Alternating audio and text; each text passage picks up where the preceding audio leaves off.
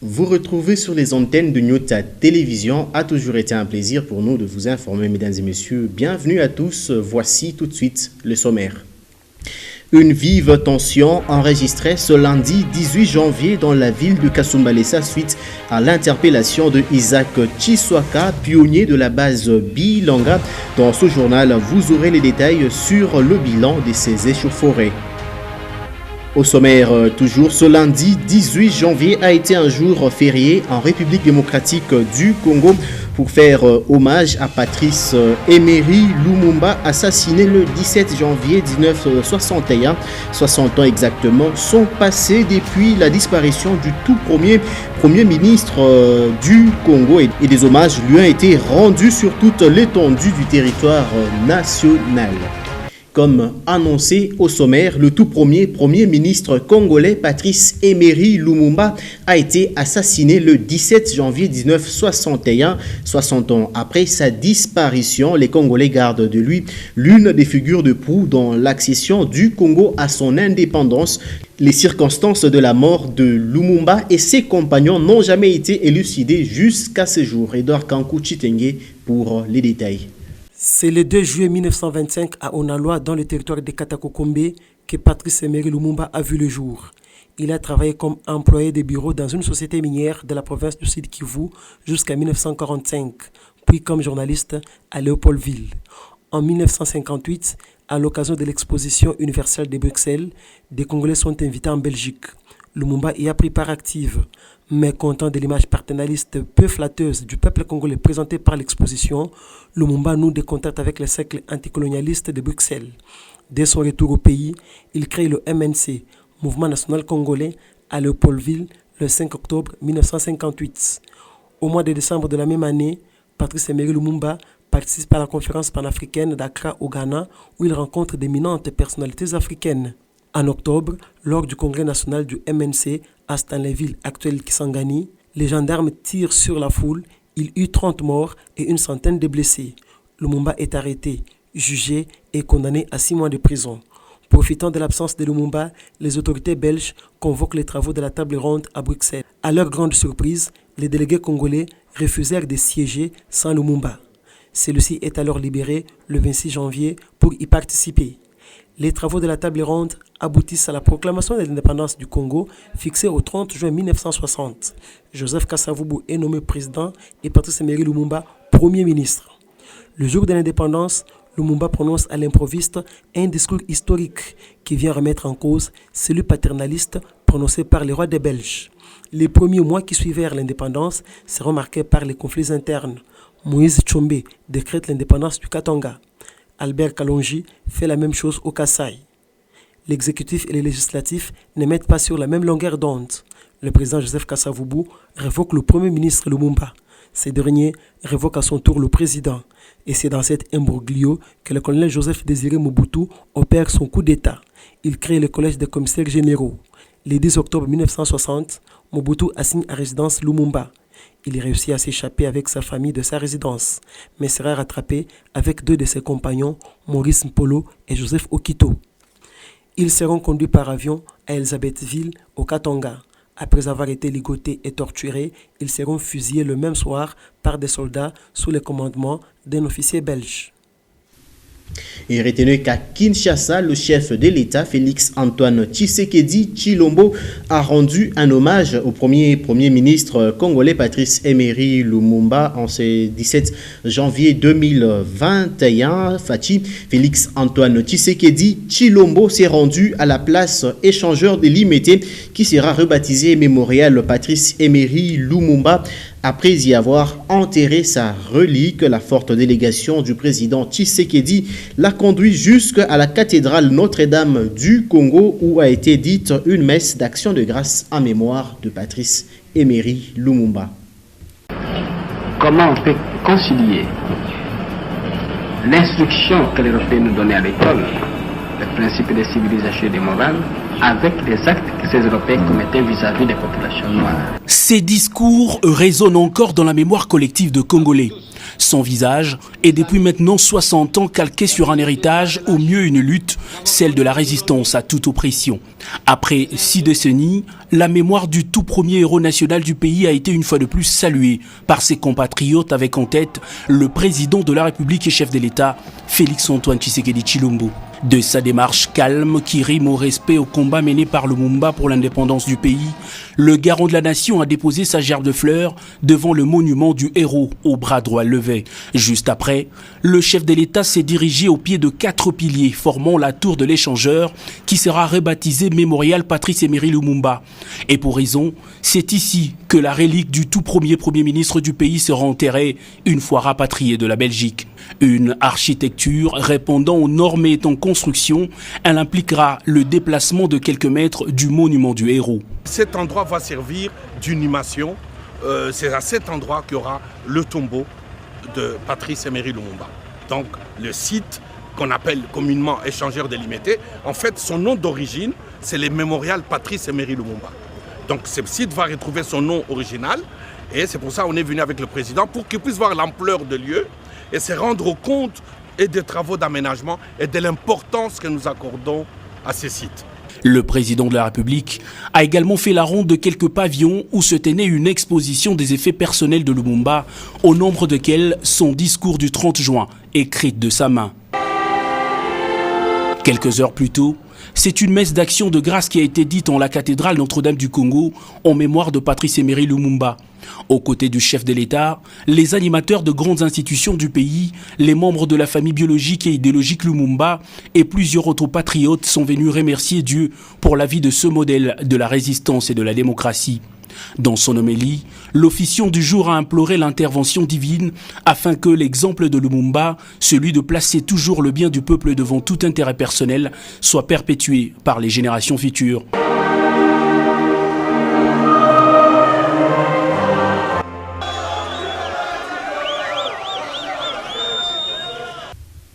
Et ici, en province, dans le Haut-Katanga, le 17 janvier de chaque année est honorée la mémoire du tout premier ministre Patrice Emery Lumumba au village Chilatembo, situé à plus ou moins 50 km de Lubumbashi, lieu où a été assassiné cette icône de résistance et démocratie. Reçoit en cette date certains Louchois qui s'y rendent pour découvrir le site et d'autres pour une prière à découvrir dans cet élément comment ce lieu est mémorable pour l'histoire de la politique congolaise.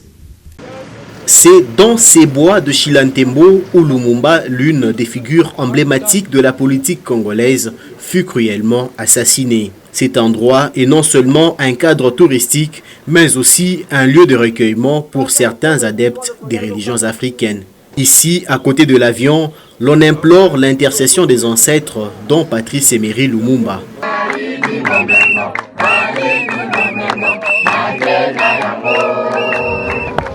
Mungu mkamvuala mwana ni Kimbangu na Kimbangu akaleta uwezo na nguvu ikatawala mbele ya mwana wenu Lumumba.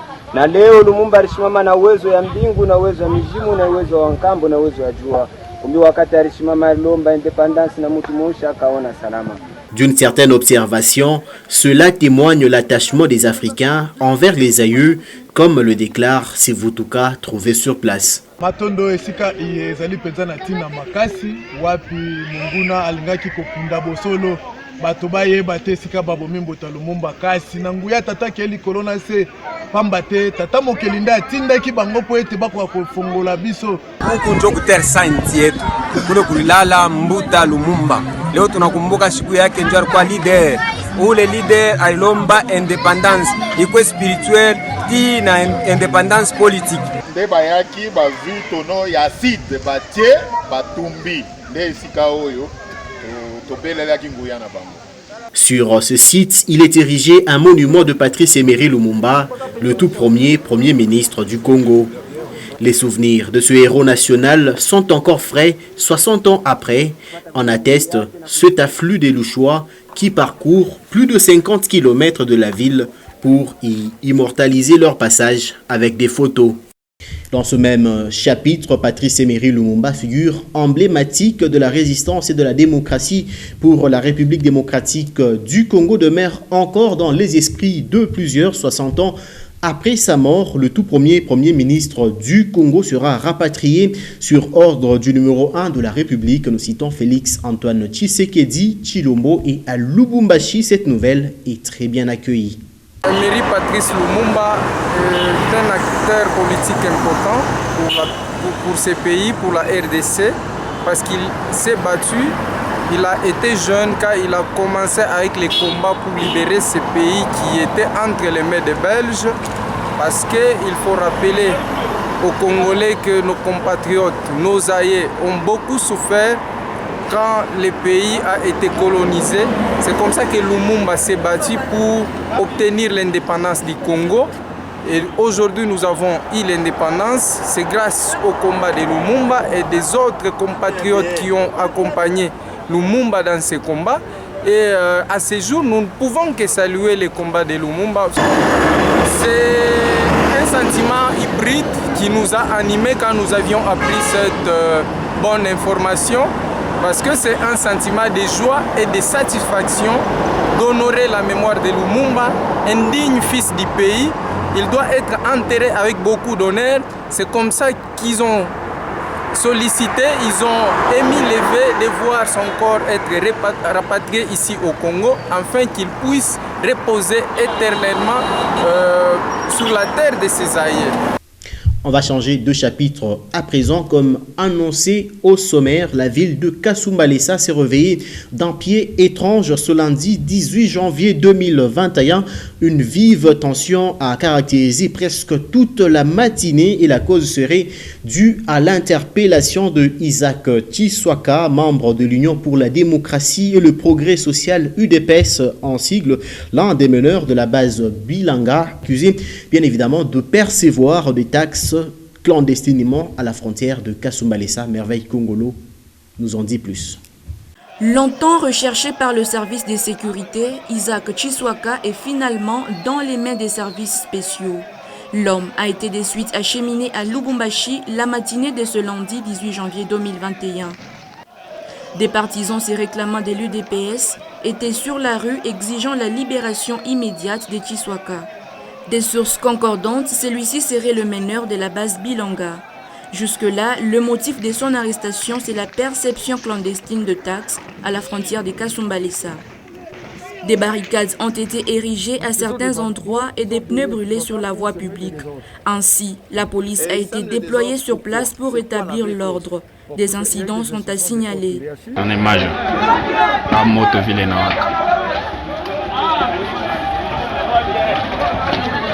Pas plus tard que hier, les gouverneurs des provinces du Lualaba, du Tanganyika et du Haut-Katanga avaient demandé au gouvernement central de prendre à bras le corps cette situation qui prévalait à la frontière congolo-zambienne.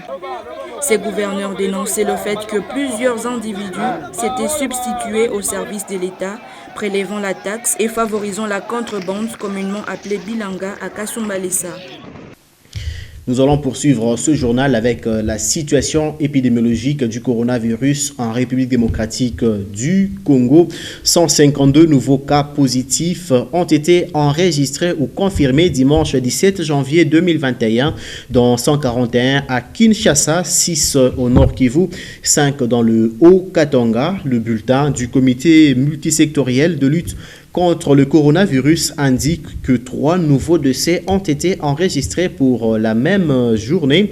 3 nouvelles personnes ont été déclarées guéries dans le centre de traitement de Covid-19. Ainsi, le cumul des cas de Covid-19 depuis le 10 mars 2020 est de 21 060 cas confirmés de Covid-19. Il y a eu au total 634 décès et 14 810 personnes ont été déclarées guéries dans le pays. Nous allons parler des infrastructures à présent. La route qui facilite l'accès au quartier Briquet se trouve dans un état piteux. Piétons, motos et véhicules de transport en commun utilisent les abords des rails de la SNCC comme déviation. Le risque est de voir cette fréquentation être à la base du délabrement de la voie ferrée. Suite au mauvais état de la route qui relie le quartier Briquet au reste de la ville de Lubumbashi, les automobilistes, motocyclistes et piétons n'ont pas d'autre choix que d'utiliser les abords des rails de la SNCC comme déviation, s'exposant ainsi à tout risque. Problème iko hapa ni ya balabala. Balabala bakubwa wapende kuangalia balabala mzuri. Mais hapa pote balabala mujime shakwalabika hakuna façon. Donc hakuna moyen hapa tunaanza kufanya bien tu débrouiller parti ya hii mashiku tu tengeneze kulipa batoto makuta batengeneze balabala. La route qui mène vers le quartier Briquet était l'une des routes encore praticables de la périphérie de Lubumbashi, mais actuellement c'est la plus abîmée. La conséquence, utakuwa train unakuya na train iko nakuya. Tunataka kufanya kwa bazima deja tunafanya nini? Tunaua bantu, tunalomba kwa kubwa wa nchi. Gouverneur kunaangalia paka mabalabala mu centre ville, anaangalia paka ile quartier kuna karia, mais quartier ya Briquet isha kufa juu ya nini? Juu ya balabala. Pour éviter les problèmes avec le train. Batu angalie balabala pour que tubatie kadele balabala yabo na shi tujibaze na balabala yetu. Cette situation influe beaucoup sur le transport en commun. Tunalomba kwa tuku bakubwa watangarie kwa mambo tu ya balabala. Batangarie kwa tu problème ya balabala, bakituangarie problème ya balabala na transport huku moya transport ya bantu itakuwa facile. Juna ima couvre-feu bantu kwa kupata metoka magharibi ni problème sana. Ni problème sama bantu benatoka kule lwa mikulu ti na vile batakuwa kufika huku metoka ina. Longue de près de 6 km, la route qui mène vers le quartier Briquet est une importance capitale pour les habitants de ce quartier, surtout que cette partie de la commune annexe enregistre un taux très élevé de la population. Infrastructure toujours, compte tenu de l'insalubrité du marché central du quartier Mounama, dont la commune annexe, quelques vendeurs préfèrent aller sur la rue pour étaler leurs marchandises à même le sol. Certains se placent le long des rails, s'exposant ainsi aux différents dangers. Beaucoup de ceux qui étalent bien évidemment leurs marchandises sur à même le sol préfèrent l'érection ou souhaitent l'érection d'un nouveau marché dans ce quartier. Ce marché des fortunes est les lieux des négoces du quartier Mounana dans la commune annexe. Des bâches, sachets et tôles usées sont ceux qui servent des toitures. Pas d'étalage ni des hangars modernes. On peut aussi constater des tas d'immondices dans chaque coin et recoin de ce marché. Pire encore, vendeurs et acheteurs, tous sont obligés de marcher dans la boue.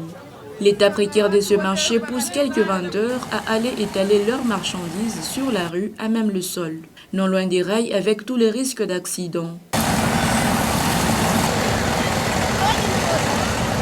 Face à cette situation, certains vendeurs et même l'administrateur du marché plaident pour sa réhabilitation. Soko aina ko abayenge soko bantu bena kimbia paka mbalabala paka vile marché pirate bekwa betu yenge kon soko. Tunakuwa na magumu kabisa wakati mvula iko napika potopoto musoko tonesha ko bakubwa bakwe betujengea kon soko. Ainsi donc, l'érection d'un marché moderne, c'est tout ce qu'attendent les habitants du quartier Mounana, qui ne cessent de grandir à chaque jour qui passe. Et en religion, nous allons parler du mouvement de Baden-Powell. Désormais, l'abbé Jean-Claude Fouela, curé de la paroisse Saint-Marc-Kalouboué, est répertorié parmi les routiers du mouvement scout de Baden-Powell. La cérémonie d'investiture a vécu au cours de la célébration eucharistique du dimanche 17 janvier 2021 en la même paroisse. Le commissaire provincial des scouts du Grand Katanga, Justin Kimpoto, ainsi que le commissaire national à la communication et à l'expansion du mouvement, Pascal Mwangala Marmotte, et bien d'autres scouts ont pris part à cette célébration eucharistique. L'aumônerie scout du Grand Katanga s'agrandit de plus en plus dans l'association provinciale des scouts du Katanga. Un autre pasteur, l'abbé Jean-Claude Fouela, lui-même curé de la paroisse catholique Saint-Marc-Kalouboué, a été investi dimanche 17 janvier 2021 au cours d'une célébration eucharistique.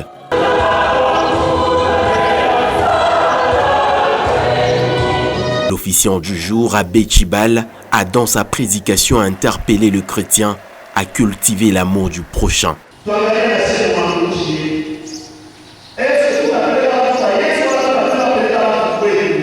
Toutes les étapes de la messe étaient respectées, notamment la louange, la prédication, les offrandes, la communion et même l'action de grâce.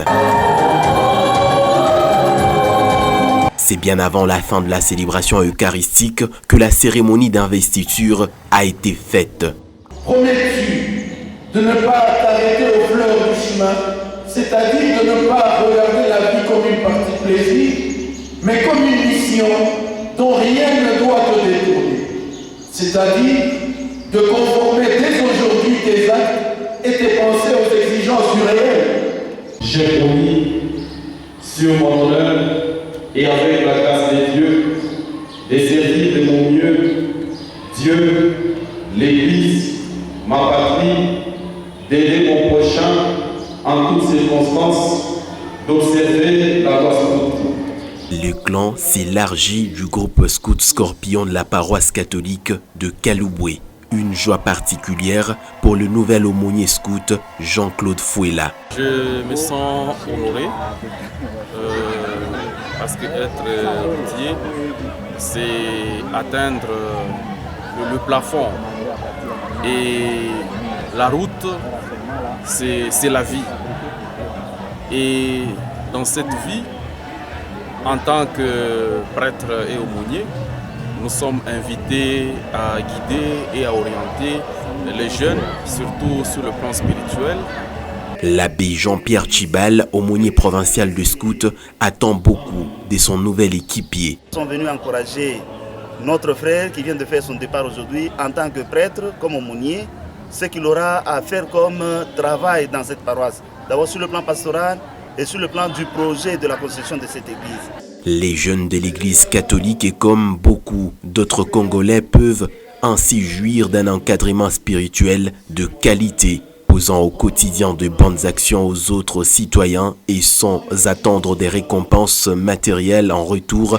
Tel est le maître mot de tous les adeptes des Baden-Powell.